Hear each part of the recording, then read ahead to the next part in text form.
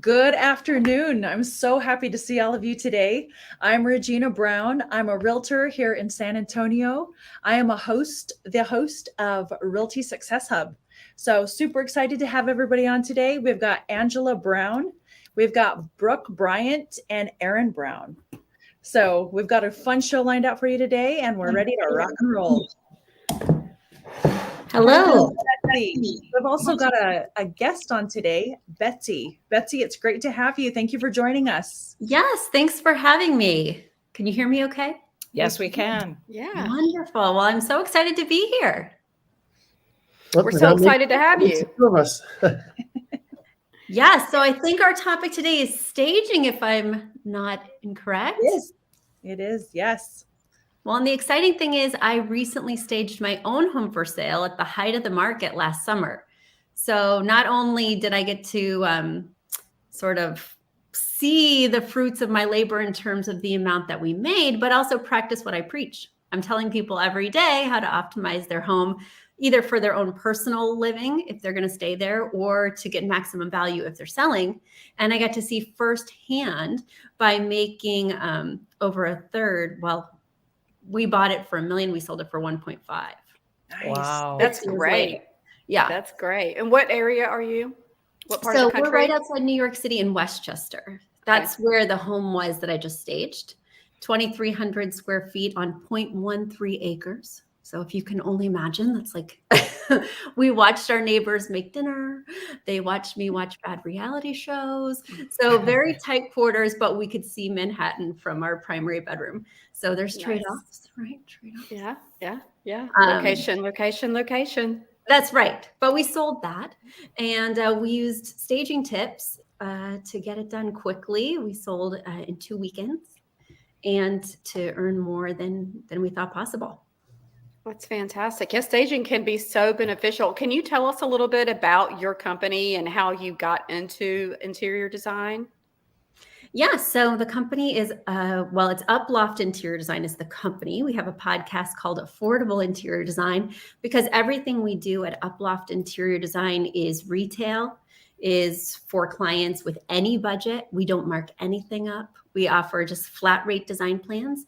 So, we'll completely adapt to how much they have to spend without adding any premium for us to be finding the items for them. So that's really different than most interior designers who make a margin on the things that they're recommending for their clients.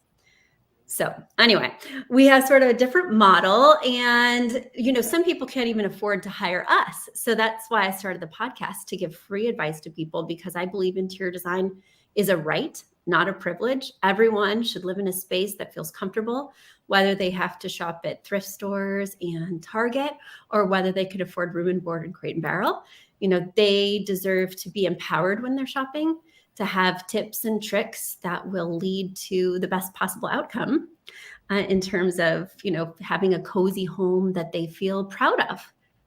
So many people feel ashamed of their home. I'm sure you guys hear that all the time, especially cleaning, right? That's another aspect where people can feel ashamed or not equipped with the right information or tools, but it's really easy to share and easy to do once they have that information. So that's how I feel about interior design. And that's ultimately how I feel about staging. Staging is a small part of what we do because we're mostly interior designers for people who are going to stay and enjoy the space. But the thing I love about staging is you can see that quick turnaround. You can literally see the payoff, right? With the value that they get, with the sort of bidding wars that can happen when you do it properly. Right, absolutely. And a big part, I think, I like to work mostly with buyers. And so when we go into a staged home, it can give them a sense of what this home can feel like and gives them an idea it's a clean slate for them moving into the home, but they need some ideas of what they can do to make that home feel like it's theirs. And there's, like you said, a home that they could be proud of and feel comfortable in and enjoy. It's their biggest investment. And it's so important for people to be able to enjoy that space and be able to envision that space when they're out looking at homes. So it's really, really a great tool for buyers and for sellers. Exactly. And just like in business, I have a business avatar. I don't know if you guys have heard of avatars outside of video games, but a business avatar, which means, this ideal client who, even though we work with all types of clients, when I'm creating marketing materials, when I'm creating the images I want to put on my website, I'm thinking about only one client. And the same thing I tell my people when they're selling their space is, who is that buyer going to be? Right? We all know or have a sense of who's going to be most attracted to our property based on our location. We were right outside New York City in the suburbs. It's going to be a busy family, probably with 2 kids, probably, a lifestyle where they're commuting all the time. They need ease and convenience, but they can afford $1 million home, or 1.5 ultimately. So they like little luxuries. So I transferred out all my soaps, my hand soaps, even though we typically use hand soap from Target and just the pump. I went to Williams-Sonoma, got Williams-Sonoma hand soap. I wanted them to see an elevated lifestyle, right? They're moving from the city and they can keep that sense of luxury and sophistication, even in the burbs. So I wanted to have fresh flowers, and I wanted to create vignettes in different areas. Like the bathroom was a perfect opportunity to kind of make a little spa vignette with a sea sponge, with a fresh soap, with fresh succulents on the sink. So they could really imagine, I could be here in a tub, soaking the day's stresses away, creating these little moments that are almost like a story. On the patio, I prepped it as if I was going to entertain, right? There was a pitcher out there. It was empty. There were glasses. There was a bottle of sparkling wine, just getting it ready for the life that they would want. Those are great tips. And they're so affordable. A lot of people think that staging a home has to be this really big expense, and it really doesn't. Well, they say you should spend 1 to 5% of the sale price of your home on getting your home ready. So we painted our exterior for $11,000. And then the other $4,000 I put into buying things, doing landscaping, just getting everything looking perfect. And the first thing, which was a big part of the budget, is get rid of half of everything in your house. And it doesn't mean you're going to throw it out or whatever. You're going to put it in storage. But it was such a heavy lift, no pun intended, because I really put half of everything we own into a storage unit. And then I hired a deep cleaner to make everything sparkling. And then I pretended to be very organized. I'm not super organized. I'm a creative. So things get a little messy. I don't have a magical bin for everything. I'm not an organizer. I'm an interior designer. Different skill set. But I pretended I was an organizer. Bought bins with labels. Everything I did keep in the house was in very specific places with adorable little labels. I even went so far as to stage the fridge. So, my family's eating stuff from Trader Joe's. My family has leftovers and takeout from the local Chinese place. All of that had to go. So we had Pellegrinos in there. I don't drink Pellegrino, right? We had Avion. I had organic fruit. I had those little clear containers, right? That you see on TV shows like The Home Edit that had fruits and vegetables. Like, that's not my life, but that is the life. You're creating a lifestyle. Yeah. I'm appealing to the premium buyer and helping them to envision an elevated lifestyle, and also helping them to envision the fact that this was owned by somebody with elevated tastes. And now we're just passing the torch. I really appreciate that. There's a reality side to things, and what you're speaking on sounds phenomenal. I had a client fly in from Washington this morning, and I drove an hour up to an amazing luxury part of town, to the hill country, and we walked through this home. She flew in to put an offer in on this home, and the exact opposite of what you're talking about had been done, and what an impact it made in a really derogatory way. And if just half of the things you're talking about had been implemented, what a world of difference it would have made. And I could give you a list of things, but even just half would have made such a difference. Just the little details, it makes them feel, and they had taken care of all of the large ticket items. The outside had been taken care of. but just the cleanliness of the interior of the home, the grout in the bathtub, on the sink, just all of the little details, the refrigerator, those things that you're bringing up, they do make a difference. So people might think that you don't need to worry about it, but when you open a refrigerator and there's Right. stuff spilled inside of it, most people think, somebody walking through the house isn't going to look inside the refrigerator. But psychologically, it makes them feel like things are not maintained and they're not clean and they're not orderly. And what are they not seeing? And so Right. she left with a really poor taste in her mouth, not knowing if they want to put an offer in or not.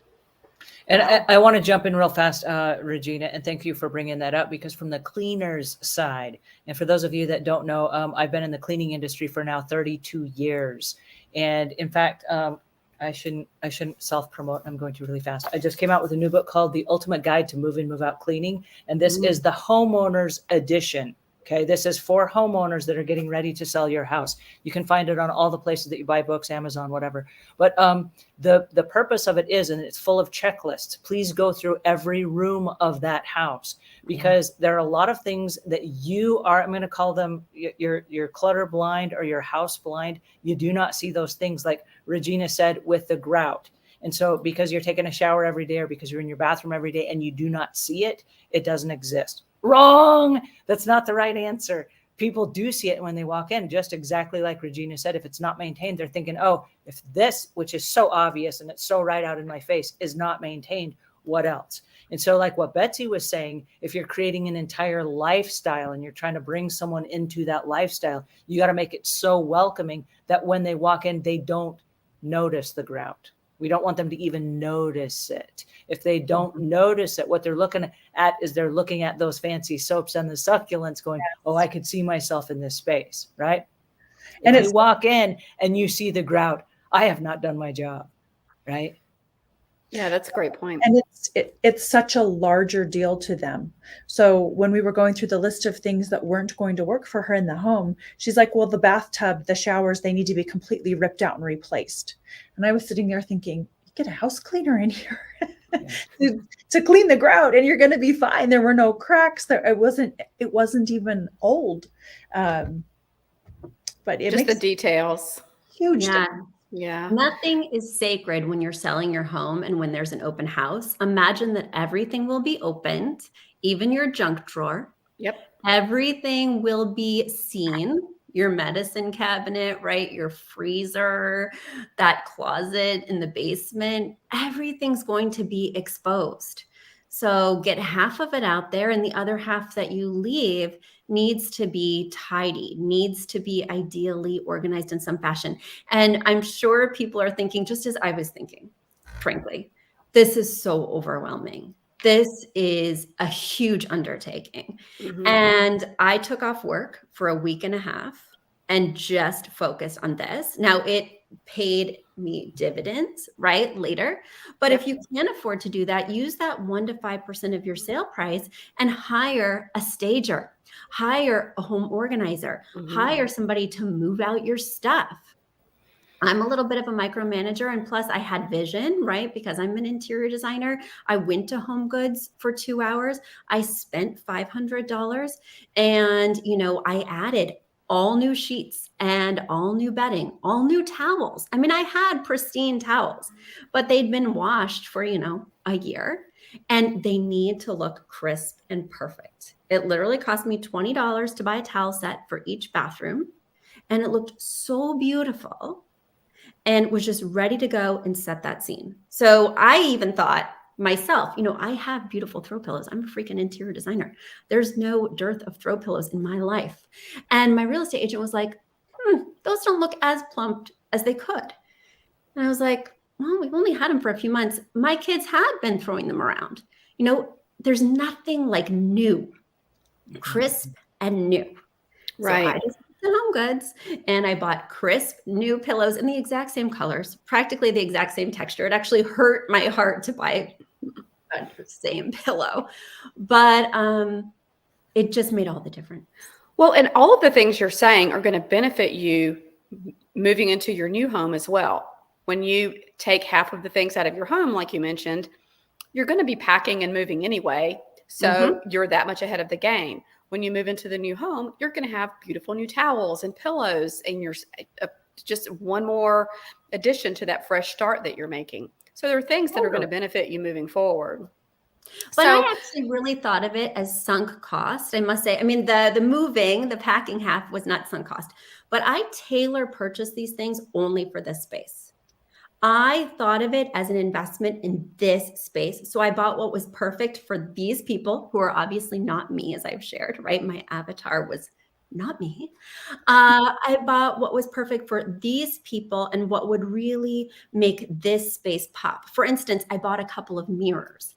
I didn't want these mirrors. I didn't even have a new house yet, so I didn't know where I was going to put these mirrors. But I knew that mirrors would augment the light in my dark hallway. I knew that they would sort of add depth to the end of my dining room, which is somewhat shallow. And so I bought things I knew I'd never use again or wasn't sure I would. And I think that people have to be willing to do that, to buy the right thing for this space, rather than saying, oh my gosh, I'll never use this again. I just can't pull the trigger on that $80 mirror. A quick question on that, because I know a lot of people are on a budget, and I know that you mentioned using, it was at 1.5% of the sale price of the house. 1 to 5%. 1 to 5%. Okay. Thank you for clarifying that. Is it possible, and maybe this is the cheapskate coming out in me, but is it possible that you could leave the tag on the back of the $80 mirror and then take it back to the store after the home has sold? Because obviously you're not going to leave all that stuff behind, right? Or do you?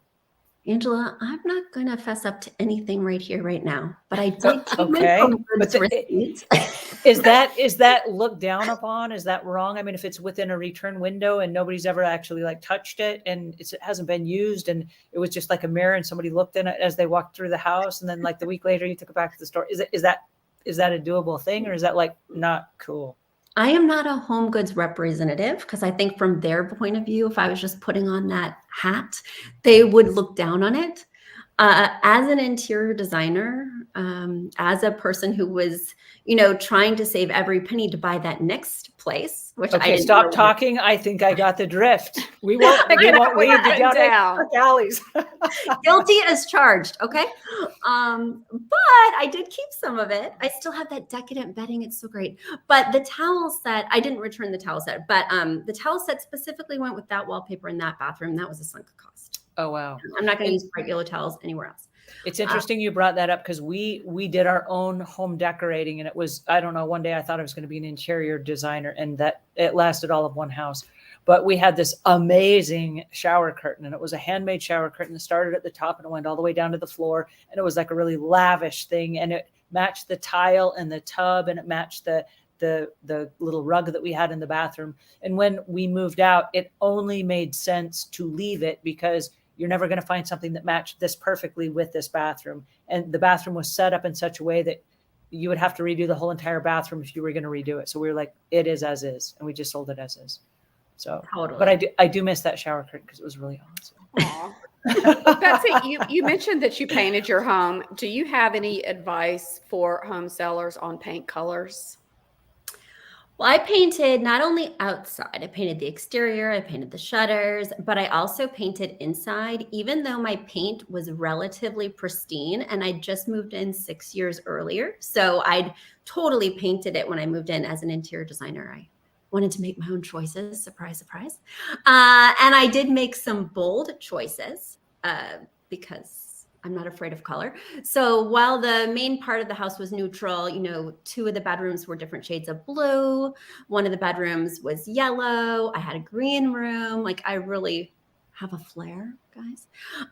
And instead of doing everything neutral or certainly white, which I am totally against, oh my gosh, especially because as soon as I sold my home, I went on to buy a home, right? And I'd been looking for a year and a half. And if I saw one more stark white home, white outside, white inside. First of all, it's super trendy, that modern farmhouse dark white look. But second of all, it betrays every flaw. I mean, nobody looks good just wearing a plain white sheet, and either does your house. So I really think a neutral is nice, whether it's kind of a creamy beige, a gray beige.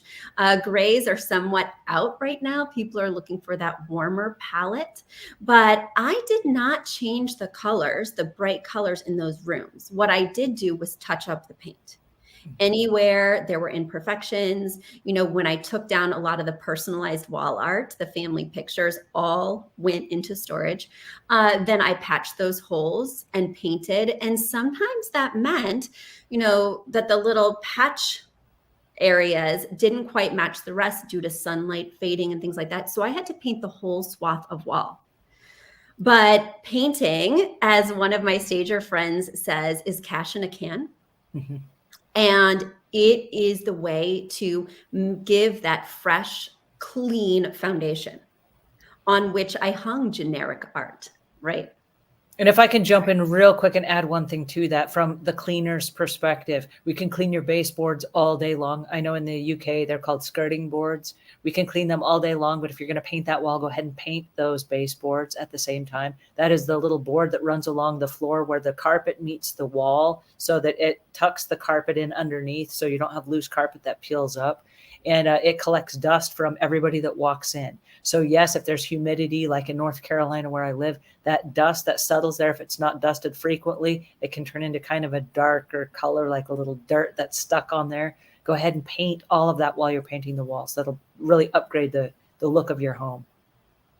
Right. And a freshly painted home speaks again to what we've all mentioned. It gives the feel of a well-maintained home. And that's really important for buyers. And I think that Regina, was probably an issue that your client had today, just seeing a house that didn't look like it was well maintained.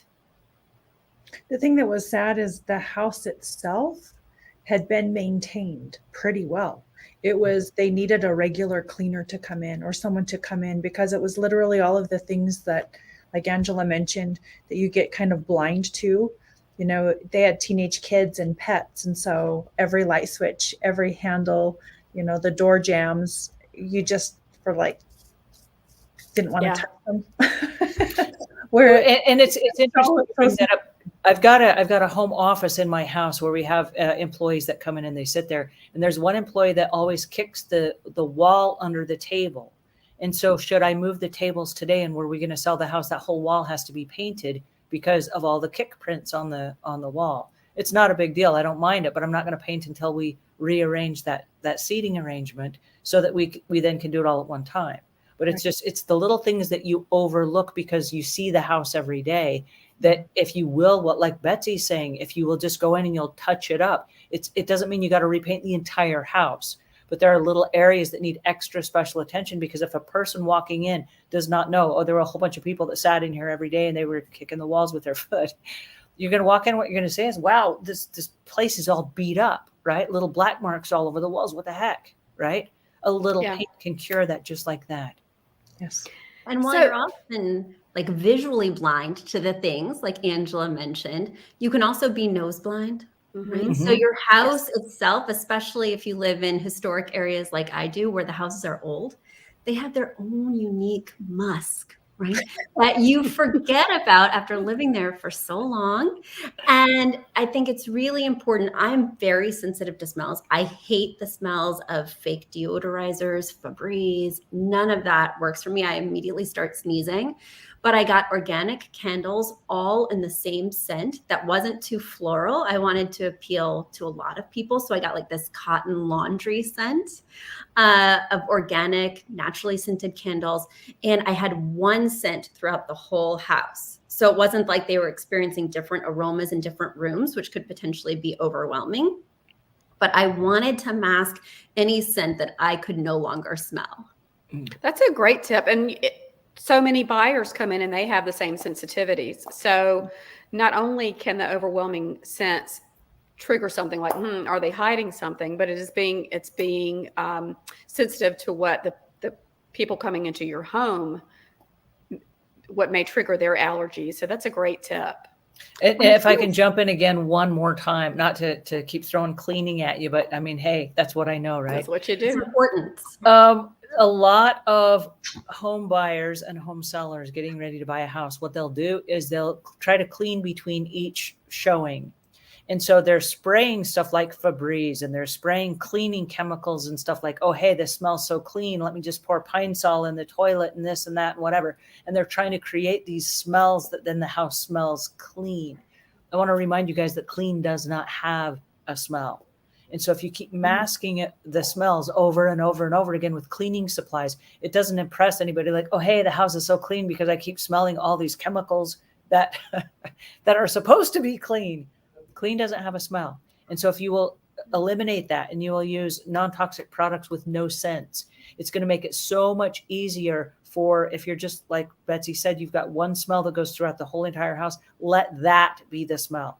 Let that be the smell, and don't try to compete, because all these weird competing smells that people, and house cleaners too, have sensitivities, but a lot of homeowners just over the years from all the different products that are available, they've got the sensitivities too. And if they walk in a house and their eyes immediately turn red and their nose clogs up, they're like, ugh, that's not a good user experience. It is not. Well, and another good with having the one scent throughout the house is it keeps the house subconsciously in your mind. If you have all these different scents, it's chopping the house up. Mm-hmm. And if you have one experience throughout the house, it creates a different experience for you, a better experience. And the other way to naturally alleviate some of that smell is to have a lot of plants. Now, plants are natural air cleaners, but also they will sell your house. I do not have a green thumb. I cannot sustain plant life, typically. And so my biggest plant investments would be at Trader Joe's, right? Something for $4. If it dies, I'm not devastated. I didn't get it at the local nursery and, had a lot of maintenance. But when I was going to sell my house, my friend who's a stager gave me another piece of advice. She's like, Betsy, your house needs to look one plant shy of a jungle. She's like, you need tall, big plants that I could keep alive only during the staging process. Then they immediately died. You need big plants and you need lots of little plants, and every room must have plants, one plant shy of a jungle. I spent, I think, $300 in Trader Joe's plants. And then I spent $150 a piece on 2 large palms that died after 3 months. And it was an amazing investment.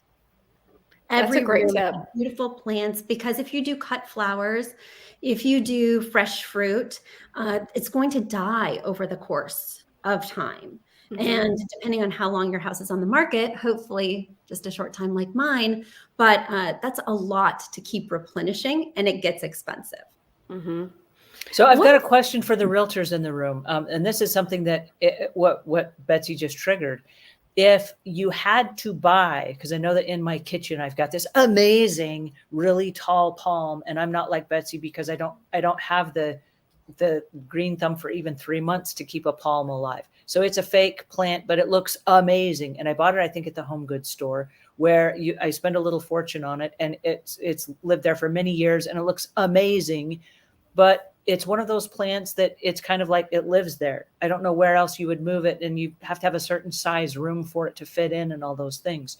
What are the odds, and does this ever happen, where somebody who's coming through the house goes, hey, I want that plant left when I buy the house? Does that ever happen?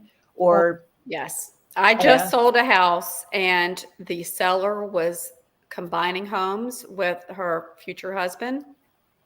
She sold my client almost everything, including towels, all the bath accessories, her bed, almost everything in the home. So yeah, that happens a lot. Especially when a home is staged well. Mm-hmm. People walk in and they're like, oh, we love the lighting and the pictures and the mirrors. And when it's done right, people walk in and it's perfect. Like there's no way that we could stage it better than this. We want everything. Right. So then we get to negotiate all of those things in. Mm-hmm. Yeah. And then Betsy gets her money back. I got it. I see how that works. I don't even have to use my home goods receipt. Yeah. So Betsy, I have a question. You said with those beautiful throw pillows that your kids, or your originals, the kids toss them around. So how difficult did you find it to be keeping your home looking staged and fresh in between showings with having an active family still living there? It was exhausting. and difficult. And in between showings, I would put the good stuff away. So the good bedding, the good pillows, it all went in a closet and was not there during the time when my kids were there. We did not use the Williams Sonoma hand soap. Nope. Yeah. Because I wanted it to look full and abundant. We did not drink any Pellegrinos. If we ate the organic fruit, we replaced it. So it was really important that before, I mean, I only had 2 weekend showings, but before each one, everything was replenished. Everything was perfect. Wow. That's a lot. And it was a lot of upkeep, especially because we were doing it in the spring, which is during the school year. My kids at the time were 9 and 10. And so there's backpacks, there's shoes, there's softball, there's mud, there's cleats. It was a heavy lift, especially if somebody wanted to last minute see it during the week. Like that was no joke. My husband and I both worked from home because by that time I'd given up my office space knowing that we were moving. It was horrible. We basically lived a nightmare until we were under contract because you can still show. Right. Even if somebody's already got an accepted offer. So, our life was really put on hold for 3 months. But so worth it, wouldn't you say, with the return that you got? Completely. And also, we didn't miss any of the stuff we'd put in storage. We put half our stuff in storage and we thought, oh my gosh, I'm going to constantly be wanting XYZ. I didn't even remember what was there till we moved to our new house and all these extra boxes showed up. And I was like, I don't want that stuff back. Right. We didn't miss it.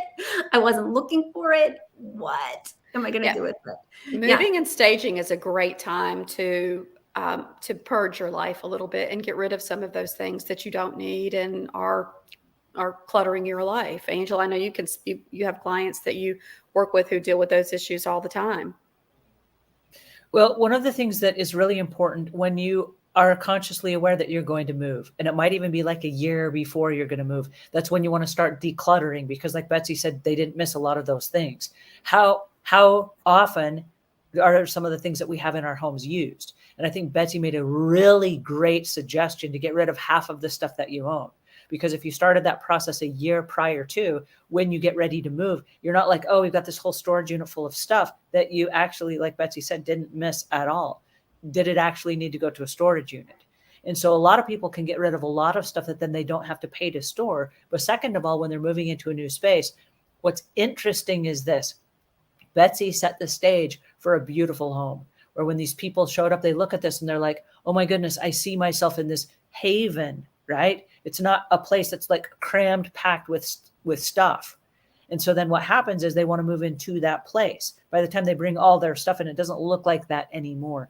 What if it did? What if when you move to the new space of your new home, you're only taking a fraction of your things?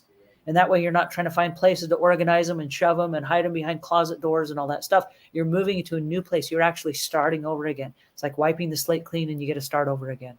And that becomes your new normal. And I love that because Betsy has already painted the picture. You live here now. This is your house. You deserve the fancy soaps. You deserve the fancy drinks. You deserve the fresh raw fruits. And by just buying into that lifestyle, you don't want to be bringing all your clutter and crap along with you, right? And so, it's a whole concept. Why did we not have this intervention before I moved into my new home? Why? Because my new home was double the size and I found places for all that crap I didn't use or need. Yeah. Well, and you bring up a good space, a good question there, because just having space doesn't mean you need to fill it. Betsy, you've got a fantastic podcast, and I hope you tell us about that. But on one of your podcasts I was listening to, you were explaining to a woman, and I guess you were doing an evaluation of her space. And she said, oh, I have this space. And there was like this little area behind a sofa. And she said, I should just put something there. And you're like, why? And she's like, because it's empty. And you're like, why? Why do you have to fill it up? And she didn't have a good answer. And I loved your answer. You're like, it's okay to have empty space. I was like, go Betsy, go Betsy. It's according to feng shui, which are time-tested rules for how things feel best. That's where your good chi lives. It's where you allow people to visually breathe. And, the difference between interior design and staging on a very fundamental level is when you're laying out a space, you need to make sure when you're staging that you have walkways open, that the tour that people would be taking with their real estate agent is open and clutter-free. Whereas as a designer, when I'm thinking about designing a space, I'm thinking I want to have seating opposite the sectional so they can talk. I want to make sure I have enough chairs around the table so we can fit grandma and grandpa and everybody. But oftentimes it's too much stuff for a nice tour around the home. So really eliminating even more stuff than you normally would in terms of furniture pieces, not just clutter, is a vital part of staging. And thinking about what trajectory, what path do I want them to follow around my home that shows it the best versus how are they going to live here? Who cares how they're going to live here in terms of watching TV and sitting there and talking to their friend who comes over for cocktails? No. So that's another thing to think about. Yeah, creating that good flow. That is so important. Yeah. And when you say you eliminated about half of the things in your home, was a lot of that furniture or was a lot of it just your personal effects?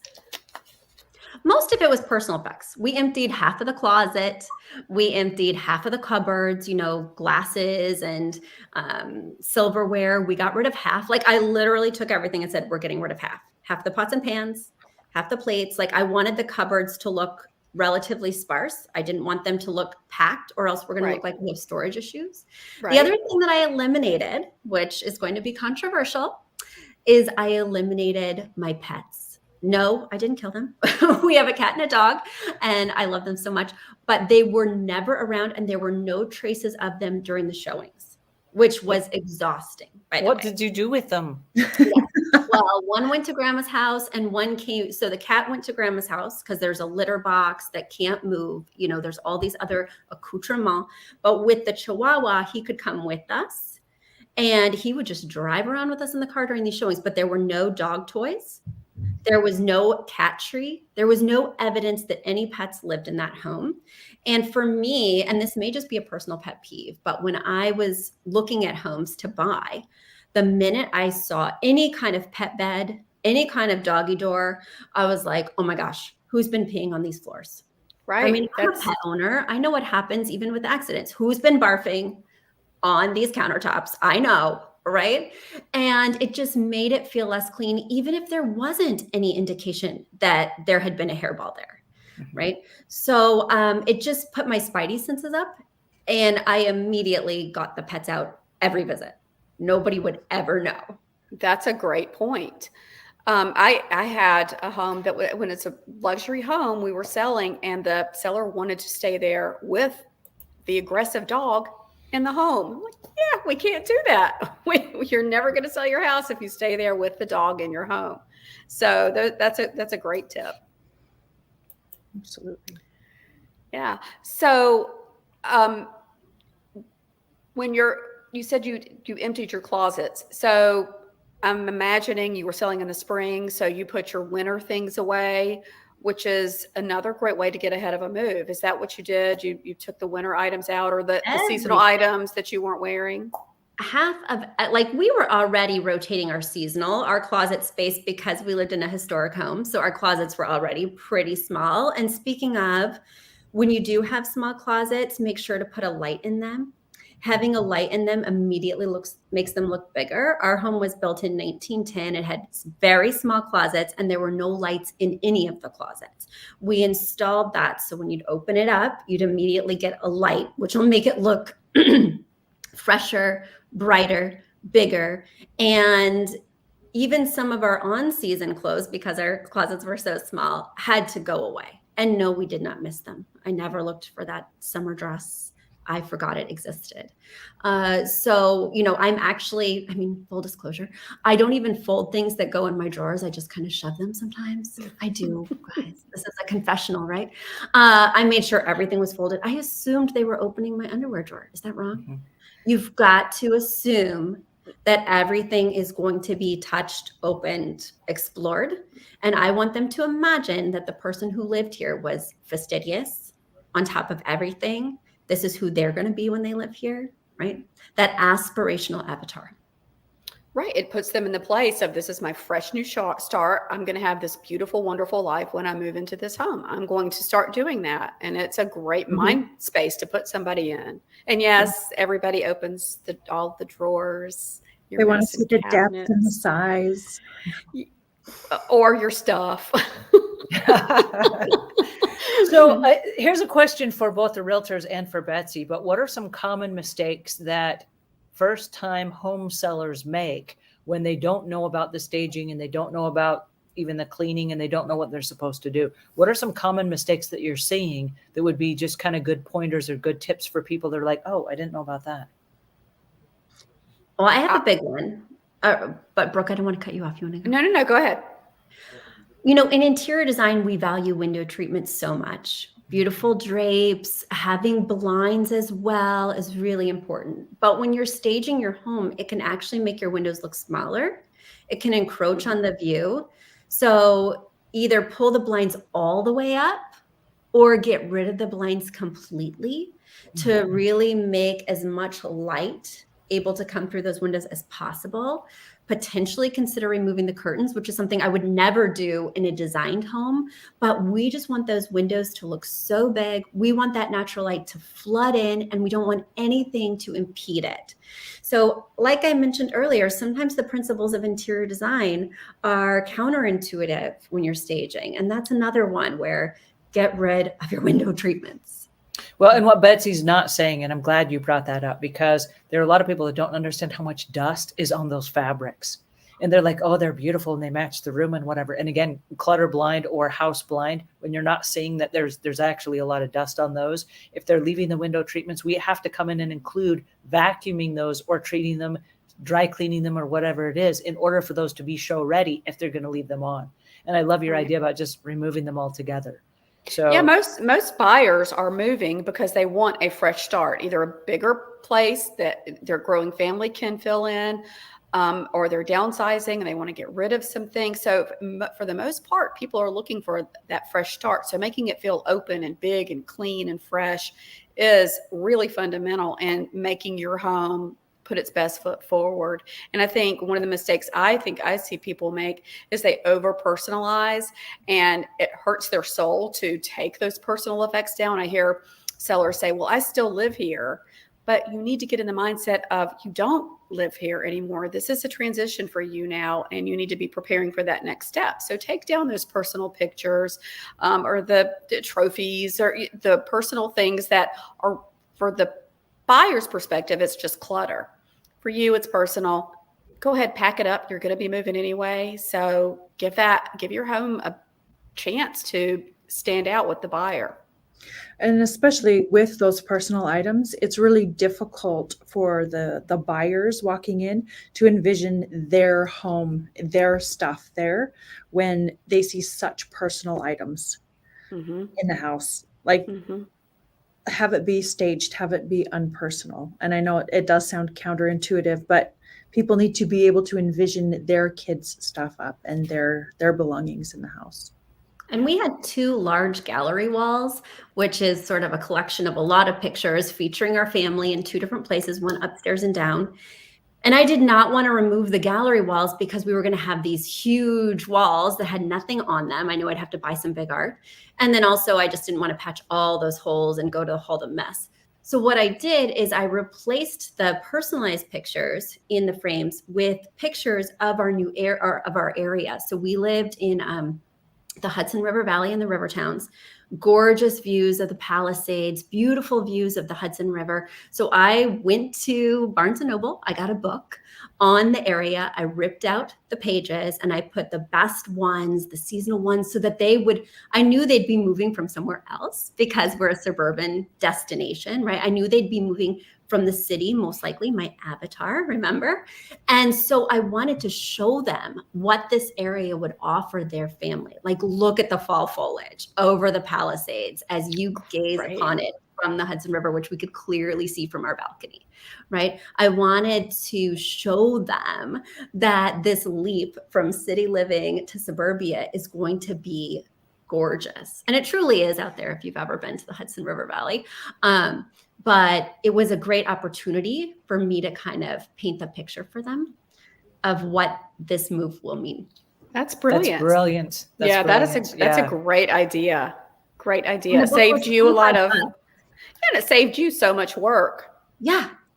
I popped them in the same pictures, put the pictures back on the same nail, and then I used that coffee table book on the coffee table, right? Hopefully they didn't open it up because they'd be seeing lots of cutouts, but it was stacked among lots of other books. And I'm Don't take guessing you that didn't book return back. that book. Yeah. You're not going to. That's a sunk cost right there. But what a great idea. I love that. Yeah. I'm stealing that. What are some trends that you're seeing right now? I know that every few years there's like a rotation of like it's cool to have like a certain color of cabinets or a certain type of backsplash or something like that. What are the trends that you're seeing right now that buyers need to be aware of or sellers need to be aware of? Yeah. Well, one thing is I hate trends. Sorry, Angela, I hate trends.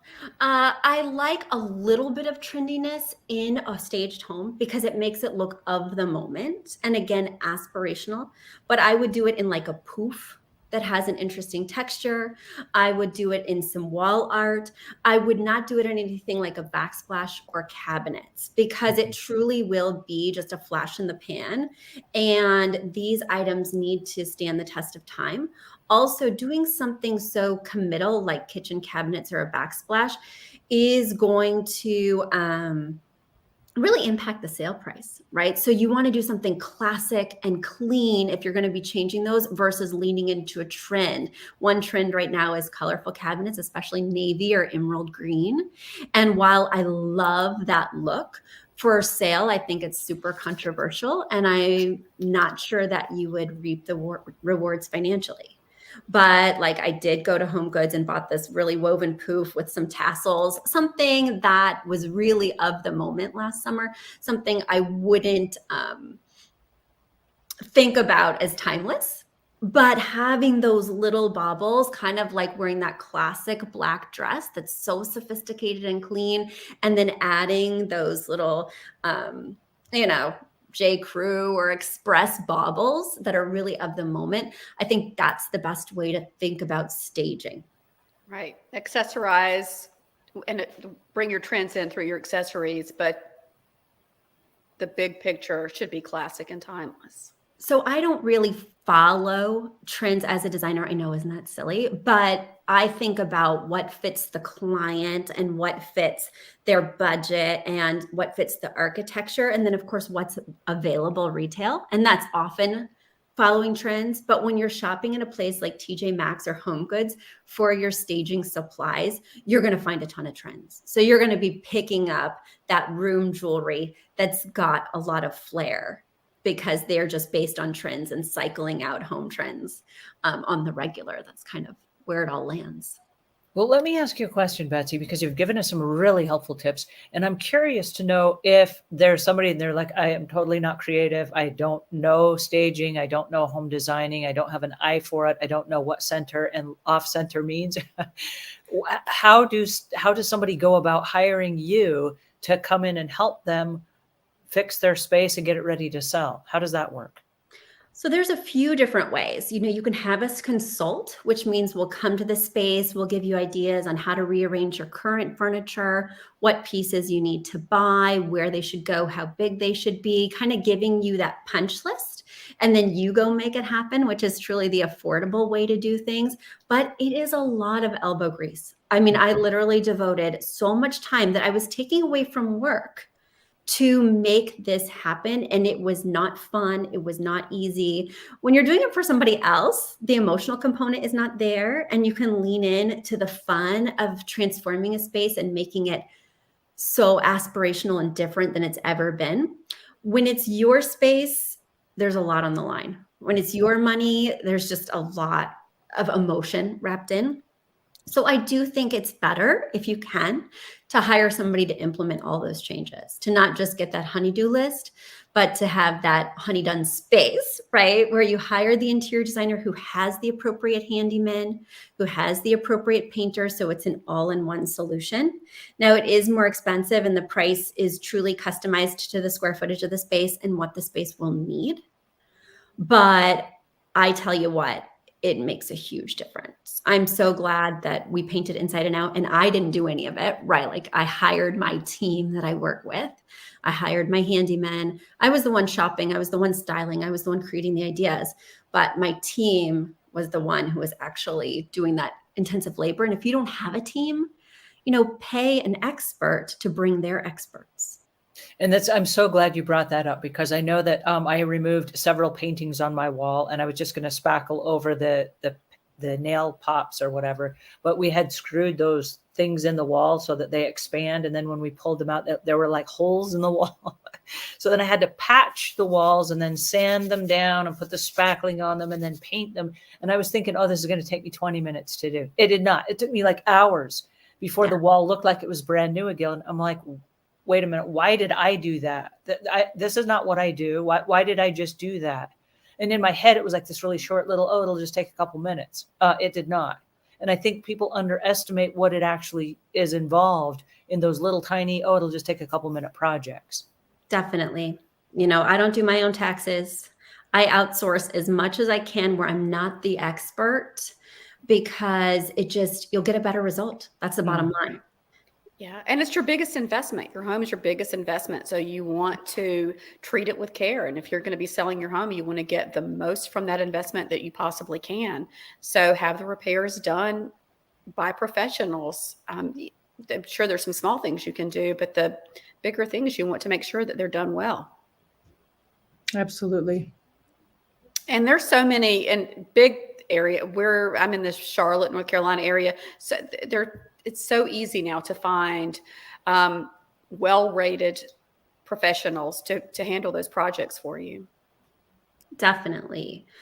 So at any level, whether you just need advice, and you can listen to a lot of podcasts like this one, or whether you need a little bit of hand-holding like those consults with a stager. So my company, Uploft Interior Design, is not the only one that does those consults. So in your area, you can find someone.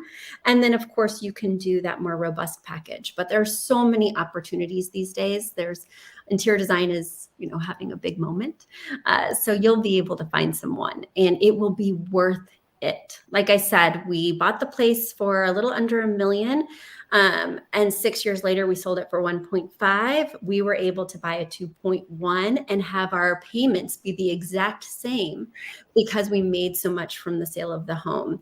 And so now we're living on 15 acres from 0.13. Wow. Yeah, now I have a 4,400 square foot home with a separate cottage in the back where I'm broadcasting from today versus 2,300 square feet, So it's a totally different lifestyle, but we really were able to up level and kind of play that real estate game and win. And I think a huge part of it was the staging effort. Absolutely. So what advice would you give to somebody that has never sold a home and has never staged before and doesn't know where to start? Because they always ask us like, hey, can you come do a clean? And we're like, no, you're not ready for us yet. And there's a stage of getting rid of half your stuff. And then there's a stage of deciding what you're going to keep. And then, of course, making sure everything is cleaned so that when you put that stuff back or you stage it and it's where it's supposed to go, that you're not then pulling stuff out and trying to move stuff so you can clean the baseboards behind it or the walls behind it or any of those things. What advice would you give to somebody that has no idea where to start? Personally, I would say find an amazing real estate agent. That should be your first step. Let them know you're thinking about putting this on the market. Find out what they think you could get for it realistically, because that will give you your budget, right? 1 to 5% of the sale price will give you your budget on how much you should be spending. And then make sure you save that amount so you are able to invest. But the other thing is your real estate agent will know what's happening in the moment, right? Should I put up a wall and make this large room 2 rooms, or is open concept still in? Are there changes that I need to make that are bigger than I think, that will take more time than I think? So when you have that inkling, Angela, just like you said earlier, when you start to purge, when you start to downsize a little bit in terms of getting rid of stuff you don't use, you can also have consulted with that real estate agent and say, oh, I need to do something with the backsplash, or, I do need to change the tile around the shower. It's not salvageable. And so these larger projects you can budget for. as well as looking and creating a plan for staging. Because you can't, as we mentioned earlier, living in a staged place is not sustainable. It is so hard to yell at your kids constantly, do not touch that, do not drink that. What are you doing? And plus, it's really, Brooke mentioned earlier that it's so disappointing to remove your personalized effects. And as an adult, I could get past that. I realized I was in a transitional space, but having my son peel his name off the wall with the decals hurt him inside. Yeah. Taking down his trophies and hiding the Pokemon cards made him feel really bad. Yeah. And it was not a helpful part of the process when we were trying to get him to move from his only hometown he's ever known, right? Right. So you want to make that process as short as possible. So the more you can plan ahead and say, we're just going to do that right before we sell, the more you can kind of protect everyone's sanity, and just kind of have a plan. Emotionally prepare. That's right. And everybody needs a different level of emotional preparedness. My husband is a hoarder. He's not going to listen to this, hopefully. Fingers crossed. My husband is a hoarder. And so he had a huge attachment to that half of the stuff that we were going to take away. It became a very big emotional lift for us to put this stuff in boxes. Whereas for me, it would just be an afternoon. Shove it in, tape it up. And he's like, I need to look through everything. I need to say goodbye, even for a short time. So think about people's emotional journeys. And to piggyback onto that, Betsy, that's a great first is to get a real estate agent, because that real estate agent can take away some of the emotion to that conversation you're going to have with your husband about going through things will land differently from a real estate agent than a spouse. And your real estate agent should have a list of professionals that can help you with those things. If you really are in a situation where you need a professional organizer, your real estate agent can help with that, or a painter that can help with that, or a deep clean that can help with that. So I love Brooke, while we've got you on the line, I'm not trying to brag or anything, but I just got my copy of Brooke's new book, The Ultimate Guide to First-Time Home Buyers. Yes. Brooke, tell us about your book, and then I want to hear about Betsy's podcast, because I know that we've just got some amazing people here on the call that have done some amazing stuff. But Brooke, tell us about your book, because I know that you've been working on that, and this is amazing stuff that you're sharing with us right now. Yeah, I have been working on it. My passion is working with first-time home buyers. I really love educating them through the process, guiding them through it. I remember being a first-time home buyer and being so scared to even check my credit, or how am I going to come up with the down payment, all of those sorts of things. So I really felt the call to put this book into place to help first-time home buyers see that it's a step-by-step process. It doesn't need to be overwhelming, and it's your first step into your dream home. And like Betsy said, this house, you're going to be able to level up one day and be homeowner for the rest of your life. It's a great journey, and I just wanted to help folks along with that. So hopefully some first-time home buyers out there will find that helpful, and you can find it on Amazon. It's in Kindle or paperback version. There's some good questions in there to ask your realtor, your lender, when you're starting in the home buying process. So hopefully it'll help some people out there become homeowners. Yay! Achieve the American dream. So thank you for bringing that up. Congratulations. Awesome. Thank you so much. As these first-time home buyers and home sellers are getting ready, Betsy, tell us about your podcast and all the amazing things that somebody's going to learn, like the things that we've learned with you today. Tell us about that. Well, first of all, can I ask you guys to bundle those books together? I think they really go hand in hand, like the deep clean move in, move out checklist with the first time home buyer. Yes. Yeah. That's just a bundle together in a basket. Great idea. Yeah. So I see a collab there. And then of course they could get my book, Affordable Interior Design. Yay! Yes. Those would be great gifts for Do buyers. you have that with you? Hold on one sec. Show us what that looks Do like. I ever? Do you ever? Yeah, that is a great gift for clients. Affordable home design. Speaking of books, Regina, you have a book that's coming out. While Betsy's getting her book, tell us really quickly about your book that's just on the cusp of coming out. It's Realtors in Transition. So we've got a lot of realtors in this economy that are going in a different direction. And so my book is how to help them transition. I can't love wait for that. I Can't wait love for that. I that. know there's a lot of That's time in a different management. bundle. That goes in a different bundle, Regina, but I Oh, think that is bundle. so, yeah, that is so good too. That is Oh, that's awesome. beautiful. Let's All see right. it again. We didn't get to see the Let's cover. see your book, Betsy. I want to Same see name as all the about this. podcast. Oh, Affordable nice. Interior Design, high-end tips for any budget, and it really has so many truly usable tips like DIY checklists. My favorite section is the end where we have the naughty words list, things you should never have in any home.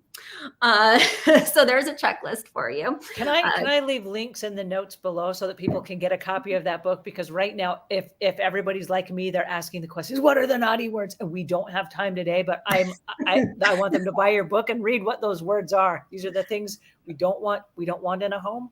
Yeah. Never do these things. My naughty word checklist. Oh, I I love it. I I love love that. it. they are. I want to know what all of them are. They're good. They're good. And believe me, you're probably, well, I don't know about you guys. I'm sure you guys are not violating any of them. But if you do see something that looks familiar, please take it down, remove it, donate it. There you go. All right. We got to run around the room real quick. Everybody tell us where people can go to find you. Tell us a little bit about what it is you're working on or what have you. And then we got to scoot. Regina, we'll start with you and we'll go around the room. Regina Brown, realtor here in San Antonio. You can find me at Regina B Realty on every social platform. So if you need help buying or selling a home, I'm here. I would love to help you. Great. Brooke? You can find me at Ask Brooke Bryan on all the social medias, and you can find the Ultimate Guide for First-Time Home Buyers on Amazon. And I've had so much fun today. I've learned so much. I'm stealing some ideas from you, Betsy. Oh, wonderful. Yes. And if you have more questions, if you need more ideas, I have a podcast called Affordable Interior Design. People write in with their design dilemmas, whether they're staging a home or decorating their current space and they're a little bit stuck. As Angela mentioned earlier, they can send in pictures and I'll solve their issues for free on the show. Wow. Yeah. So there's a lot of tips and a lot of fun scenarios that we hear about from all over the world. And we answer them live on the air. Yay. Love it. You guys, this was so awesome. And I'm Angela Brown. You can find me on all the social medias at Ask Angela Brown. And I am the host of the Ask a House Cleaner podcast and also the Clutter Corner podcast, where we help people that are dealing with clutter and hoarding issues since the pandemic. And it's all those people that are scared to get rid of that other half of stuff that Betsy had the guts to get rid of and hide before they put their house on the market. So this was awesome, you guys. Thanks so much for joining us. And I'll turn this back over to Regina as she wraps us up for the day. Thanks for having me. Absolutely. It was great having you all. We look forward to seeing you same time, same place next week. Great. Thanks, everybody. All right. Bye. Take care.